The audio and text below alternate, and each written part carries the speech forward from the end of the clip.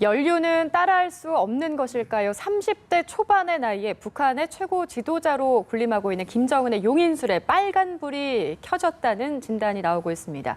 공포정치로 별들의 기강을 잡나 싶었는데 일부 간부들의 이탈을 불러오면서 누수가 생기게 된 겁니다. 자유민주연구원 유동열 원장, 세종연구소 홍현익 수석연구위원과 함께 김정은의 용인술 과연 무엇이 문제인지 짚어보도록 하겠습니다. 어서 오세요. 안녕하십니까. 네, 저희가 본격적인 대담을 좀 나누기 앞서서 몇 가지 좀 짚고 넘어갈 소식이 있습니다. 오늘 나온 이야기인데요. 북한에서 글쎄 이호 여사의 방북이 8월 5일 예정이 돼 있었는데 이게 확정된 게 아니었다 이런 얘기가 나왔어요. 네. 그러니까 바뀔 수도 있다 이런 얘기인데 왜 이런 얘기들이 나오고 있는 거죠? 이번 이호 여사 방북을 같이 이제 논의했던 조선 아태 평화위원회에서 지금 대변인 성명으로 나온 건데 우리 언론의 보도 태도 이런 걸 문제 삼고 있는 것 같아요. 저도 이제 이런 기사를 봤는데 이호 여사께서는 육로로 방문하길 원했는데 김정은이 나이도 연로하신데 힘드시니까 비행기를 타고 오신 게 좋겠다. 항공편으로 오라. 예. 그러니까 이 항공편이라는 게 비행기에 꽤 많은 사람이 타잖아요.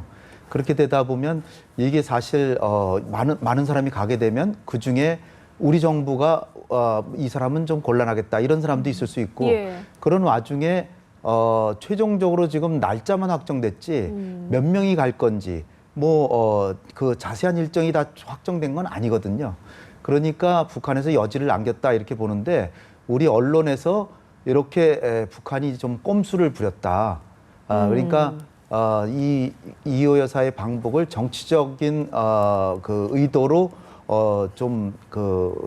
악용하려는 그런 의도가 엿보인다. 뭐 이런 보도를 했다는 거죠. 그래서 자기네 어떤 지존을 음해했다. 뭐 이런 걸 문제 삼고 또 하나는 우리 통일부가 아직 최종 결정된 건 아니고 가능한 모든 걸 고려해서 방북하시는 쪽으로 편의를 도모해 드리겠다. 마치 이제 우리가 허용을 하고 안 할 수도 있다는 듯한 거를 가지고 아니 이호 여사 자기네 김정은이 초청을 하고 이호 여사가 가겠다는데 누가 허락을 하느냐 이런 걸 문제 삼는데 어떻게 보면 정말 생트집이라고 이제 보여집니다.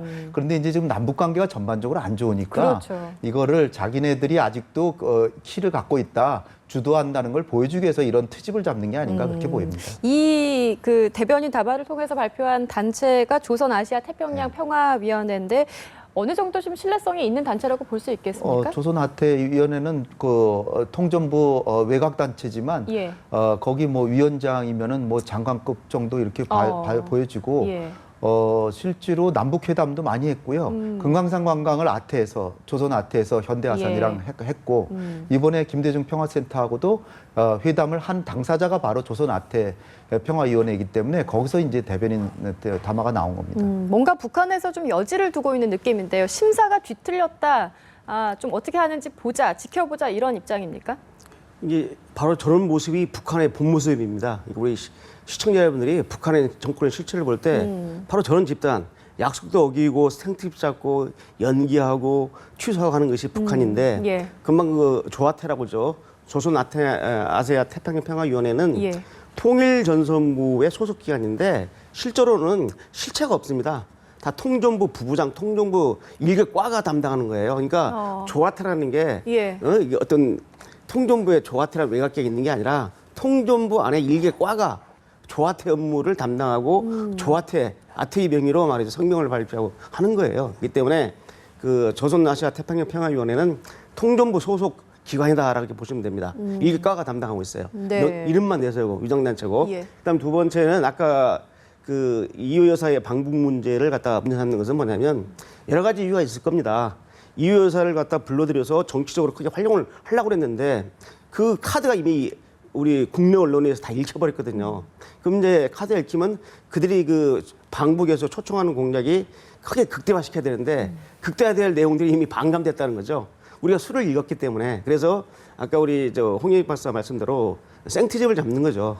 저게 이제 북한이기 때문에 우리가 북한하고 맺은 모든 협정이라든지 약속이라는 것들이 부지기수로 그냥 일방적으로 이렇게 연기되고 취소되고 하기 때문에 이게 바로 이제 북한 정권의 이 불확실성이거든요. 그래서 북한하고 대화하고 협상하고 할 때는 바로 그러한 점을 꼭 고려를 해야 됩니다. 그럼 일종의 이게 전략이지 결국 방북은 이루어지는 걸로 보시는 건가요?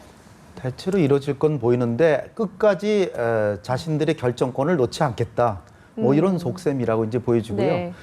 지금 이제 북한이 저렇게 자꾸 나오는 거는 이제 뭐 서울에 뭐 그 유엔 인권 사무소도 예. 지금 개설이 되고 그거 자체가 이제 김정은이 국제형사재판소에 회부될 수도 있는 상황에서 서울에 이제 세계 인권 대북 인권 개선에 교두보가 서울에 이제 마련됐다. 예. 그래서 이제 자기네의 그 인권 탄압 그 상황을 일거수일투족을 다 우리가 모니터링하고 기록하고 책임을 추궁하게 이렇게 되니까 그거 자체도 지금 굉장히 아주 반발하고 있는 거고. 그러니까 지금 그 광주 그 유니버시아드 예. 대회도 보이콧하고 하지 않았습니까? 그렇죠. 물론 메르스 때문에도 그랬다고도 보여지지만 지금 전반적으로 남북 관계가 안 좋기 때문에 북한으로서는 그런 상황에서 자기네가 주도권을 계속 잡고 가겠다. 그래서 여차하면 이를테면 자기네가 뭐 도발을 한다든지 그러놓고 예. 이유 여사 방북을 계속 추진하는 것도 우습잖아요. 그러니까 그 상황 변화를 봐서 최종적인 결정은 아직 미지수로 남겨놓겠다. 조금 더 예. 지켜봐야 우리 될 정부에 대한 압박 수단이죠. 문제인 것 같습니다. 예. 또 하나 좀 짚고 넘어가야 될 문제가 있는데요. 얼마 전에 울릉도 근해에서 북한의 선원 5명이 이제 이쪽으로 넘어오게 됐는데 그중에 일부 3명이 귀순하겠다 이런 의사를 밝혔거든요. 그런데 이거 역시 오늘 나온 이야기인데 북한에서는 5명 모두 전원 돌려보내라 이렇게 이야기하고 있어요. 그 사람들의 의견이 좀 존중될 수 없는 상황인가요? 우리 정부에서는 어떤 대처를 해야 먼저 이제 되겠습니까? 북한 측 의도를 알아야 되는데요. 이 북한은 김정일이가 통치하는 그 인민대중 중심의 네. 아주 그 지상 낙원이라고 선전을 하고 있는데 거기서 조난당한 그 어선에서 3명이 귀순상을 받겠다는 것은 북한 체제에 대한 그 도전을 의미합니다. 북한 체제가 잘못된 체제이기 때문에 우리 대한민국에 남겠다는 의사를 표시했기 때문에 이것은 김정은이가 도저히 받을 수 없는 거죠. 그래서 김정은이가 직접 지시를 했을 겁니다. 5명 전원 송환을 받아라. 그러니까 이제 이 북한 그 대남 부서에서는 아까 그 강력한 대응 조치를 취하겠다고 이렇게 협박을 하는 거거든요. 그래서 북한 입장에서는 자기네가 지상낙원이고 하는데 거기서 왜 탈북자가 생기며 왜 3명, 2명하고 3명은 남냐 이거죠. 이런 문제를 이제 용납이 안 되는 거기 때문에 북한이 전원 송환 받기 위해서 강력한 좀 모션을 취하는 겁니다. 그렇지만 우리 정부 당국에서는 그 귀순을 해왔기 때문에 귀순을 밝혔는데 그걸 갖다가 돌려본다는 것은 대한민국의 주권을 포기하는 겁니다. 그다음에 지금 현재 최근에 유엔 인권위원회 서울 사무소가 예. 지금 여기 설치된 마당에 귀순 의사를 밝힌 북한 주민을 북한으로 돌려본다는 것은 그 국제사회의 인권 규범에도 어긋나는 겁니다. 그래서 절대 응할 수 없는 것이죠. 예. 글쎄 어떻게 해야 됩니까 이런 경우에는 그 귀순 저도, 의지를 무시할 수도 없는 거고. 그래서 자유대한민국을 택한 사람들을 그렇죠. 강제로 북한에 보내는 건 사실 우리가 받아들이기 어려운 거죠. 예. 예, 그렇기 때문에 지금 이제 2가지 문제를 해결해야 되는데 그들이 5명 다 안 보내주면은 뭐 도발이라도 하겠다 뭐 이러는데 그들에게 우리의 그 입장을 명확히 얘기를 하고 이 3사람이 우리가 압박을 가해서 남는 것이 아니라 그 사람들의 자유로운 선택을 한 것이다. 따라서 당신들이 그걸 확인할 수 있는 기회를 줄 테니까 이를테면 당신들이 지목하는 제3국 뭐 중립국 감독위원회라든지 아니면 뭐 유엔이라든지 이런 기구에 그 사람들이 자유로운 상황에서 대한민국을 선택했다는 거를 확인시켜 줄 테니까 우리가 무슨 뭐 공작을 하거나 압박을 해서 그 사람들 남기는 것이 아니다. 이런 식으로 그들이 도발할 빌미를 주지 않으면서 2명은 원한다면 보내주고 네. 그러나 3명은 한국을 택했으니까 보내주기 어렵다. 네. 분명히 얘기해야죠. 우리도 단호한 입장을 표명할 필요가 있는 것 같습니다. 이제 본격적으로 김정은의 공포 정치, 일명 계급장 정치라고도 하는데 하나씩 좀 짚어보도록 하겠습니다. 유 원장님께 우선 좀 질문을 드려볼 텐데요. 용인술, 김정은의 용인술 하면은 계급장을 좀 뗐다, 붙였다. 이렇게 하면서 좀 어떻게 보면은 왔다 갔다 하는 모습을 볼 수가 있는데 이게 과거 선대에도 이런 모습을 좀 보였습니까? 그렇죠. 이제 비슷한가요? 이 북한 체제에서 이 북한 군부라는 집단이 북한 권력을 지탱하는 핵심 세력입니다. 네. 만약 군부에서 이상한 기류가 나오면 수령 절대주의 통치가 용납이 안 되는 거죠. 그렇기 때문에 군을 장악하는데 문제가 뭐냐면 나이 어린 김정은이가 군을 장악을 하고 보니까 바로 공포 정치를 통해서 계급장을 뗐다 붙였다 하는 건데 사실상 그 김일성 시대나 김정일 통치 시대도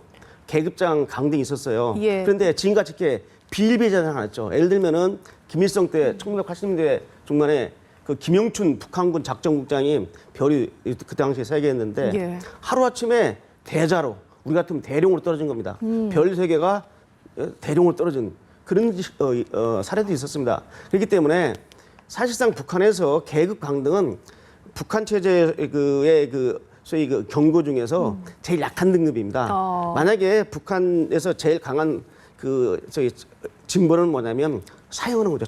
처형시키고 예. 그다음 두 번째는 철직시키는 겁니다. 계급장만 떼고 그냥 혁명 교화소로 보내가지고 관리소에서 관리하는 방법. 아니면 이제 그냥 연금 상태. 그런데 계급장을 낮춰줬다는 것은 그래도 그분들한테는 상당히 유연해야 되는 겁니다. 안 죽었기 때문에 다시 또 복귀될 수 있거든요. 근데 예. 바로 이 김정은은 자기 아버지나 할아버지 때와는 달리 수시로 말이죠. 계급장을 뗐다 붙였다 하기 때문에 현재 북한군 군사총을 가지고 있는 북한군 고위 장성 중에서 말이죠. 계급장이 지금 유지되고 있는 사람은 딱 한 명입니다. 누구냐면 2명이죠. 이일설이라고 북한군 그 원수로 돼 있는데 이일설 네. 전 호위사령관하고 예. 그다음에 상징적인 사람입니다. 별 정치적 의미가 없어요. 두 번째로 황병서. 예. 황병서만 유지하고 있지 최영희 같은 것도 차수계급장 달다가 별내로 떨어졌다가 그렇더라고요. 다시 예, 붙고 예. 모든 그 관리들을 했습니다. 그래서 이러한 것은 바로 뭐냐면 수령 유일 영도 다른 말로 하면 수령 포갑 체제에 절대로 도전하지 말고 딴 생각 말고 복종하라. 그렇지 않으면 이렇게 하겠다 해서 북한 군부를 길들이는 강력한 예. 소위 그 수단으로 지금 김정일이가 활용을 하고 있는 것이죠. 군부를 길들이는 수단이다 이런 말씀을 해주셨는데 초반에 왜 고모부를 처형하면서 진짜 이거는 인면수심이 아니냐 피도 눈물도 없느냐 이런 지탄이 사실 많았습니다. 대내외적으로. 근데 그게 지금 집권 4년째인데 계속해서 이어지고 있고 특히나 고위 간부들을 대상으로 이루어지고 있다는 점에 좀 주목해 봐야 될 것 같은데요. 글쎄 김정은 체제에 어느 정도 도움이 될까요? 실제로 공고해질까요?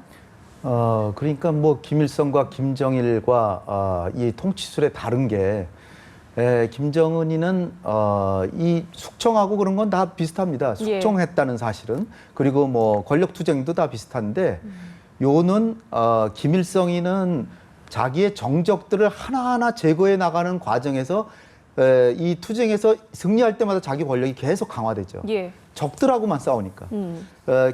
김정일이도 어떤 때는 시마조 사건 같은 걸 일으키면서 자기가 아주 눈에 눈밖에 난 사람은 뒤집어 씌워가지고 그 사람을 희생양 시켜가지고 90년대 중반에 대기근 사태를 뒤집어 씌우면서 대숙청도 하고는 예. 했지만 김정일이는 대체로 자기가 신임하는 사람에게는 다시 기회도 주고 그리고 자기가 스스로 고생도 많이 했기 때문에 권력을 유지하는 데 있어서 굉장히 신중하고 또 신임을 하고 신뢰를 주고 인간관계를 존중하고 그래서 결국은 자기의 권력 투쟁이 남아있는 북한의 상층부로 하여금 자기에 대한 충성심을 북돋는 방향으로 했는데 네. 김정은이는 지금 도가 지나쳐서 그렇지 않죠. 장성택만 리용호까지는 그래도 아버지가 세워준 사람이니까 축청했을 때 자기 권력에 도움이 됐는데 예. 장성택만 하더라도 반반이거든요. 고모부이기 때문에 가장 자기를 위하는 사람일 수도 있는데 그걸 의심하고 자꾸 시기하고 그러다가 고모까지도 내쳐버리는 그러니까 이제 세상에 자기 홀로 서 있는데 이제는 급기야 현영철이라고 하는 사람은 자기가 발탁해서 자기에게 충성을 사실 하고 있는 사람인데 그 사람까지 내치니까 그럼 누가 그 사람 김정은이에게 충성을 하겠습니까? 충성하는데 처형을 당하니까. 그러니까 아버지나 할아버지와 달리 김정은이는 사실상 어리석게 자기에게 충성하는 사람을 숙청함으로써 자기의 정권의 기둥을 스스로 무너뜨리는 행동을 하고 있는 것이 아닌가 하는 지금 의구심을 낳고 있는 겁니다. 따라서 지금 당장의 김정은 정권이 무너진다기보다 이런 식으로 계속하다가는 김정은 체제가 오래 못 갈 가능성이 꽤 크다. 그렇게 볼 수밖에 없는 거죠. 측근들까지 처형한다는 점이 김일성의 자기를 떠받치고 있는 세력을 치니까 예. 그러면 그건 마치 골바초프와 비슷합니다. 골바초프가 뭐 노벨 평화상도 탄 사람이지만 골바초프가 공산당 서기장으로서 소련의 정권을 잡고 예. 계속 유지하고 있는 건데 자기가 대통령직을 만들어서 대통령이 되면서 공산당 자체를 거의 허물어 버렸어요. 근데 대통령이라고 하는 거는 정부와 국가 권력이 튼튼하게 쓰면은 그걸로 통치할 수 있는데 사실상 전 지방까지 공산당이 통치하고 있는데 공산당은 허물어 버리고 갑자기 대통령으로 나타나니까 그냥 무너져 버린 겁니다. 그러니까 김정은이는 지금이라도 정권을 더 유지하려면 예. 자기를 유지하고 있는 사람을 자르는 데는 상당히 신중해야 되는데 지금 어리석은 행동들을 좀 하고 있다. 이대로 이렇게 가다가는 생각하고 있는 체제가 무너질 수 있겠네요. 그렇습니다. 아까 잠깐 원장님께서 언급을 해주신 내용인데 최룡해가 잠깐 좀 처형당할 뻔했다 이런 얘기가 있었어요. 근데 실제로 살려는 두 대 직위에서만 해임시키고 강등시켰다 이런 얘기가 있는데 이게 실제 일어난 일이죠? 저는 근한 분석에 동의를 않습니다. 왜냐하면은 만약에 최영애가 김정은이 눈밖에 났으면 처형당합니다. 자기 고모부마저 처형하는 말인데 최영애가 뭐라고 살아남겠습니까? 다만 예. 최영애의 역할이 축소된 건 사실입니다. 최영애가 원래 민간 관료인데 당 관료를 갖다가 북한군 총정치국장을 맡기고 이 계급을 차수계급장을 줬거든요. 계급 별을 달아본 적이 없는 사람한테 북한군 최고의 직위인 차수를 주고 했는데 예. 지난번에 황병사가 총정치국장이 되면서 북한군 총정치국장 직책에서 내려왔고 동시에 차수라는 군사칭호 여기에서도 내려왔거든요. 예. 그리고 당의 비서를 맡겼습니다. 예. 만약에 김정은이가 최영애를 처형하려고 했으면은 당연히 숙청시켜버리죠. 당 비서도 중요한 자리입니다. 네. 그다음에 이제 정치국 상무위원회에서 정치국 위원으로 내려온 것도 최영애의 역할이 축소된 것은 사실이지만은 최영훈이 또 언제든지 이 김정은의 마음에 따라서 지금 현재 북한이 김정은의 통치 행태의 특징이 충동성, 즉흥성, 정격성이거든요. 그러니까 지금은 최영희 황병서가 이렇게 김정은이 최측근처럼 보이지만은 어느 날 하루아침에 현영철이 날아간 것처럼 날아갈 수 있거든요. 또 그리고 또 최영희가 올라올 수도 있고. 예. 그렇기 때문에 북한에서는 모든 당정군 고인사가 안정된 지책이 하나도 없습니다. 언제든지 추청나갈 수 있고 언제든지 죽을 수 있고 언제든지 즉위가 상승될 수 있고 하는 것이 북한 체제의 불안정성을 보여주는 겁니다. 예. 그래서 이제 이 최영의 문제뿐만 아니라 앞으로 이 북한을 볼 때는 저희 같은 북한 전문가들은 참 힘들어요. 왜? 북한군 고위 장성들의 직책, 계급을 다 가지고 있는데 하루아침에 바뀌고 식별되면 다시 조선중앙통신을 보게 되면 엉뚱한 사람이 또 변동성이 옆에 가 있고 너무 많아서. 변동이 너무 심하니까 예. 따라가기가 바쁠 정도로 심지어는요 예. 언론에 전혀 보도가 안 됐지만 북한군 1군단의 정치원이 원스타인데 예. 최근에 작년 식별등을 보니까 별 하나가 소령이 됐어요. 소령이 소자가 됐어요. 그렇습니까? 예. 소자로 4급 갑자기? 강등됐어요. 그런 것도 식별되고 하기 때문에 지금 북한군에서는 참 모욕을 느끼는 거죠. 예. 김정일, 김일성 때도 이렇게 모욕을 안 줬는데 손잡벌밖에 안 되는 이 김정은이가 군 고위 장성들한테 모욕을 주는 겁니다. 그래서 제가 이제 하나 긍정적인 것은 뭐냐면 예. 공포 정치가 강화되면 쇠가 강하면 부러진다고 어느 한계 상황이 옵니다. 한계 상황에는 측근에 의한 암살이라든지 위해 상황이 발생할 수 있기 때문에 최악의 김정은 체제가 상황까지도 상당히 불안정한 변수를 가지고 있다고 저는 그렇습니다. 생각합니다. 그 최룡의 이야기를 왜 좀 했냐고 하면 오늘 최룡에 관련해서 보도가 하나 났죠. 보셨죠? 예, 오촌. 그 부산에서 예. 최룡의 노동당 비서의 오촌 조카가 보이스피싱 예. 丑위로 기소됐다고 그러는 게 이게 근거가 좀 있을까요? 예, 우리 어떻게 경찰에서 보셨어요? 확인을 해줬습니다. 아, 해줬고요. 그렇습니까? 이게 최영애의 친여동생 최정혜라는 여자분이 예, 있는데 예, 이분이 예. 중계에 살았는데 어. 이 최정혜의 손자입니다. 손자. 오 씨하고 결혼했는데 손자예요. 이분이 이번에 보이스피싱에 걸려서 우리 모시물에도 나왔고 오늘 경찰이 확인을 해줬습니다. 예. 그렇습니다. 김일성 사망 21주기를 맞아서 금수산 태양궁전 참배하는 사진이 나왔어요. 근데 이 사진을 좀 보면은 참배한 이들의 면면을 좀 볼 수가 있는데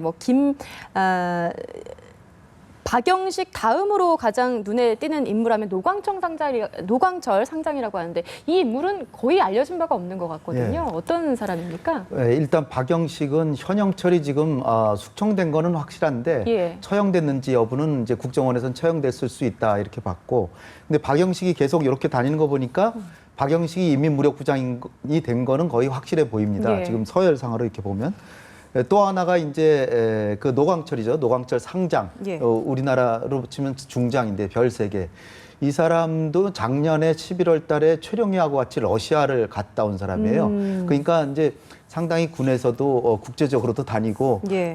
김정은이 이제 눈에 넣어둔 사람인데 이 사람이 금년에는 처음으로 김정은과 같이 활동을 수행했는데 서열상으로 보면 작전국장 자리다. 네. 근데 본래 그 변인선이라고 하는 작전국장이 있었습니다. 근데 이 사람은 뭐 자라 공장장도 무슨 뭐 자라를 다 죽였다고 처형당했다는 얘기도 지금 나오지만 예.